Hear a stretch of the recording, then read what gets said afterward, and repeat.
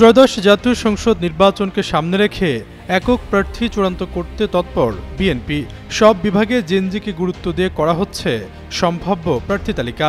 মূলত এবারের মনোনয়নে চমক হতে পারেন যোগ্য তরুণরা। নিজ এলাকায় জনপ্রিয়তা, দলের জন্য ত্যাগ, বিগত দিনের ফ্যাসিবাদ বিরোধী আন্দোলন সংগ্রামী ভূমিকা, দুঃসময়ে নেতা কর্মীদের পাশে থাকা ও সাংগঠনিক দক্ষতা এসব মানদণ্ড যাচাই করে প্রার্থী বাছাই প্রক্রিয়াও প্রায় শেষ পর্যায়ে।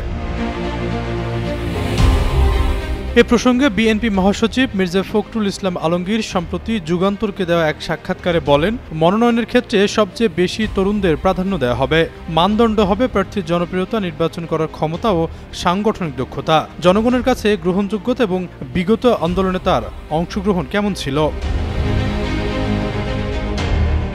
মনোনয়ন পেতে ঢাকা বিভাগে প্রচারণা চালাচ্ছেন অনেকেই। তাদের মধ্যে আলোচনায় রয়েছেন ঢাকা ৩ আসনে গয়েশ্বরচন্দ্র রায় চৌধুরীর পুত্রবধূ ও ঢাকা জেলা বিএনপির সাধারণ সম্পাদক নিপুণ রায় চৌধুরী, ঢাকা ৪ আসনের সাবেক এমপি সালাউদ্দিন আহমেদের ছেলে তানভীর আহমেদ রবিন, ঢাকা ৬ আসনে প্রয়াত সাদেক হোসেন খোকার ছেলে ইঞ্জিনিয়ার ইশরাক হোসেন, ঢাকা ৭ আসনে যুবদলের সাবেক সাংগঠনিক সম্পাদক ইসহাক সরকার ও হামিদুর রহমান হামিদ, ঢাকা ১০ আসনে দলের আন্তর্জাতিক সম্পাদক ব্যারিস্টার নাসির উদ্দিন আহমেদ অসীম ও শেখ রবিউল আলম, ঢাকা ১৫ আসনে মামুন হাসান, ঢাকা ১৬ আসনে আমিনুল হক, ঢাকা ১৮ আসনে এস.এম. জাহাঙ্গীর হোসেনের নাম আলোচনায় রয়েছে।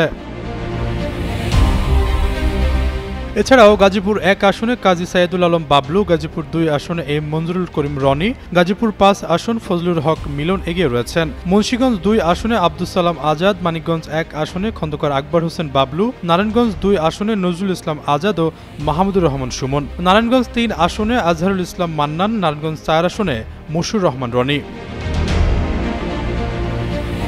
এদিকে রাজবাড়ী ১ আসনে এগিয়ে আছেন অ্যাডভোকেট মোহাম্মদ আসলাম মিয়া। এছাড়াও রাজবাড়ী ২ আসনে মনোনয়ন দৌড়ে এগিয়ে আছেন হারুনুর রশিদ হারুন।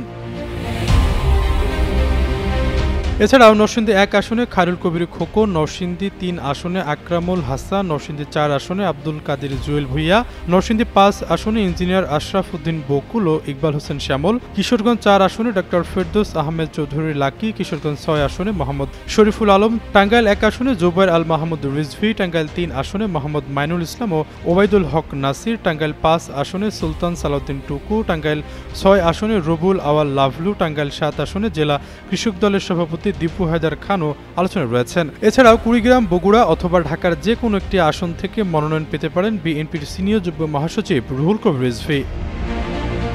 আশরাফুল ইসলাম, যুগান্তর নিউজ।